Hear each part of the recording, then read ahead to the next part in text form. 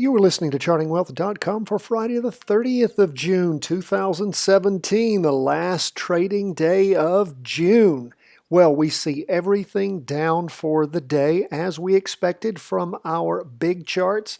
As far as the S&P 500 goes, and in particular the NASDAQ 100 is depicted by QQQ.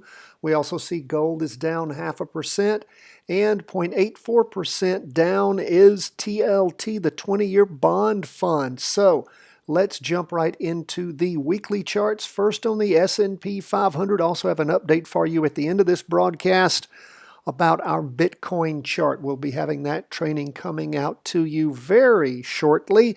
And again, those of you who are interested in tracking Bitcoin, it's just a cool chart we have.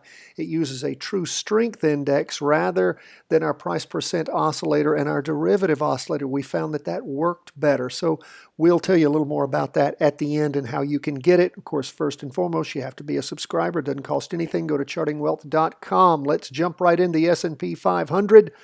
That was a lot to say in one breath. We see we have a spinning top right now, still positive on the derivative oscillator. That doesn't make us feel great, but the price percent oscillator, our main indicator, is actually continuing to move down. Two-day chart is also going down. As we go from the weekly into the two-day, we can see it really kinked over the last day. Had a lot of down movement that retracted some, again, down for the day 0.88%. And as we move on into the 4-hour chart, we can see that it continues to track down. We really haven't had a pullback there as we like to see for a jumping in point. Now, when that doesn't happen, that's indicative of problems with the flow of the movement of the price.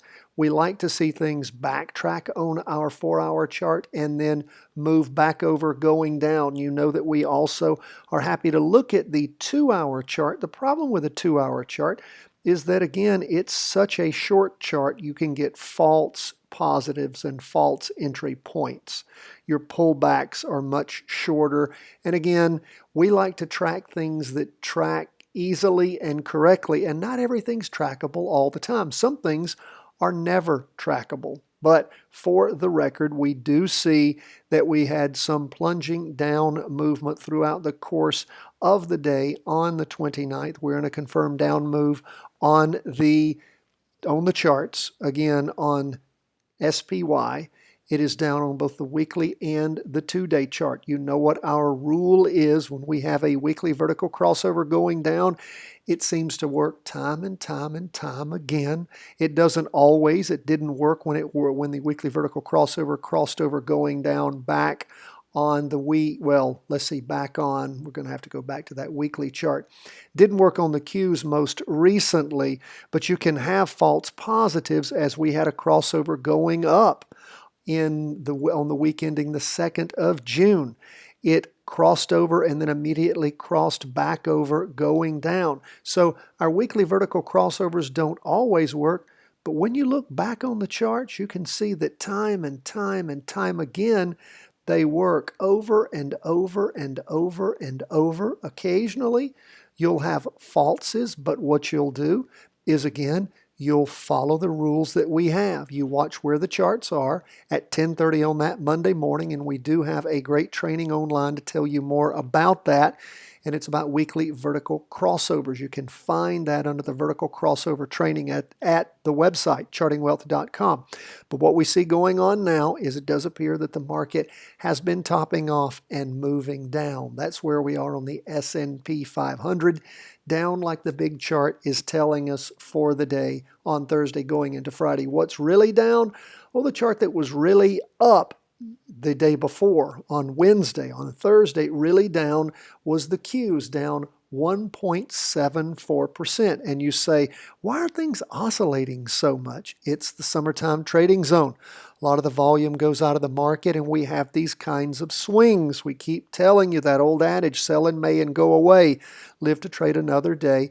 is for good reason. That fall-winter trading zone that we had so many clear, easy signals for getting in and getting out has passed. We've entered the summertime trading zone, which is a lot more up and down. But that's the reason we use this weekly chart, because it is stronger. We do see more. What do we see on the Qs? Well, of course, with the weekly vertical crossover, again, not a strong crossover around, well, Friday the 16th of June. It's really been sliding sideways, is tending down. The derivative oscillator really down. Price percent oscillator is moving down on that weekly chart.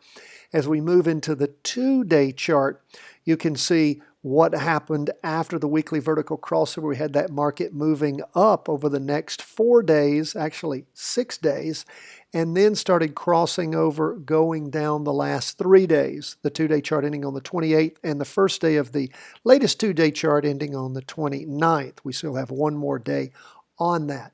As we zoom into our 4-hour chart, you can see that we did have a nice backup, which is what we want to see. We didn't see that in the S&P 500. We saw it in the Qs. Things started moving back. And again, this is what we like to see happen. We like to see things move in the opposite direction on the short chart. That is the backup we look for. And then when we have the crossover going down, that's our jumping in point.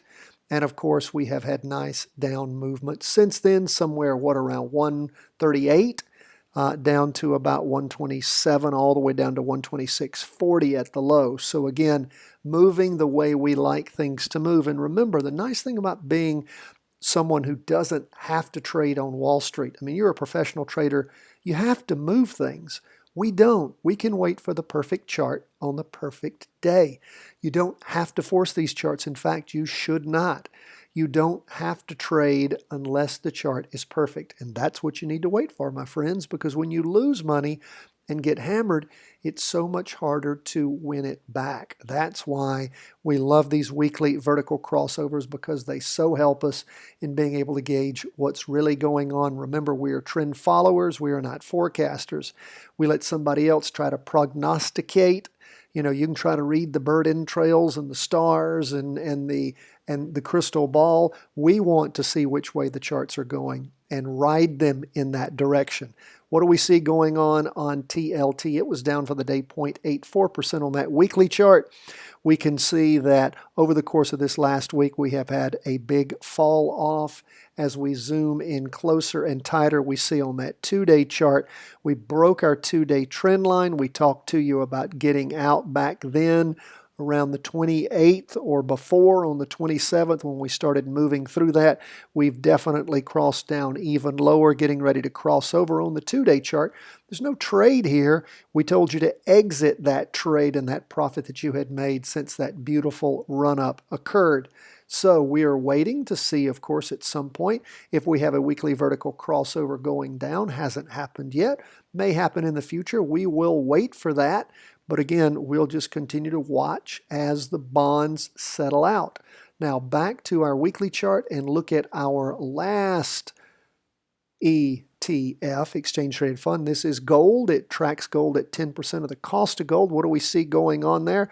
Gold is crossed over, going down on that weekly chart. Well, it's getting close to it. That weekly chart will end sometime this week. We will see what we see, and we have the 2-day chart crossing over. It looks like we probably will have a weekly vertical crossover going down at the end of the week. Let's check out that 2-day chart. We continue to see gold has slid sideways pretty much all the way through the 28th, and then on the 29th really started moving down. And as we look into that 4-hour chart, you guys know what we talk about there. It is still not crossed over going down. We saw gold had bottomed out right there at 118.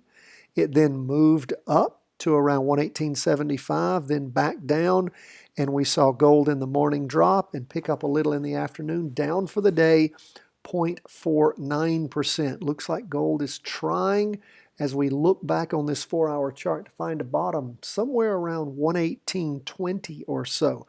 We'll continue to see what gold does. Remember, big charts are saying down. If you see this 4-hour chart crossover going down, remember, what do you have to help you enter that trade and feel good about it? You have the 2-day chart going down, and you have this weekly chart just about to cross over and confirmed going down. Remember, we are looking at the latest week's candle. That candle does not close out until the end of the day on Friday. Then we would have a confirmed weekly vertical crossover going down. Some of you might be asking, hey, what happens if gold does crossover going down on Friday? Well, I would encourage you to consider a practice trade on that, because you definitely know that there's going to be a weekly vertical crossover going down. So if you see that 4-hour chart portend that on the same day, we're going to call it, probably not a bad thing to practice. And use your trader worksheet so that you can keep up with that and learn your lessons from doing it. Beautiful thing about signing up for our daily market podcast at chartingwealth.com is it costs you nothing. It's free.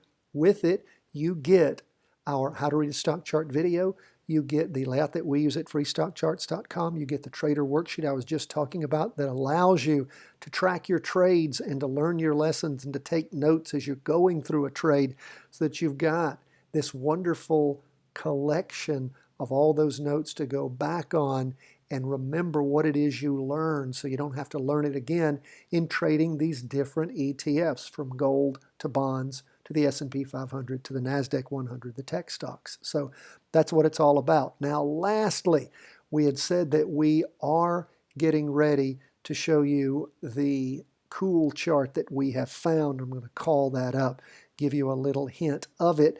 It is the Bitcoin chart.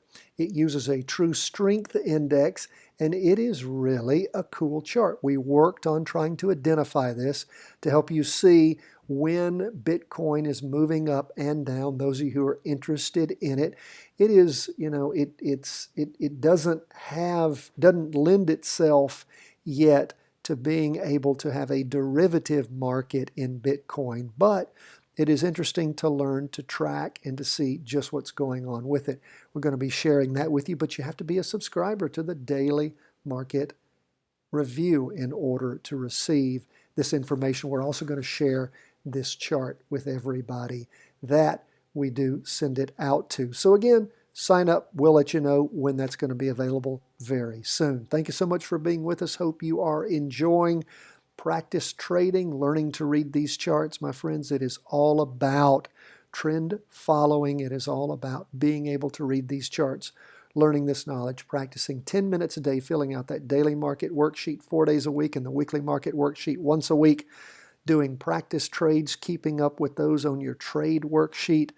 It's not rocket science, but it is learning to read these charts, and very important, and can give you the kind of financial freedom in the future once you learn how to do this that you've only imagined. God bless. All the best. Take care from chartingwealth.com.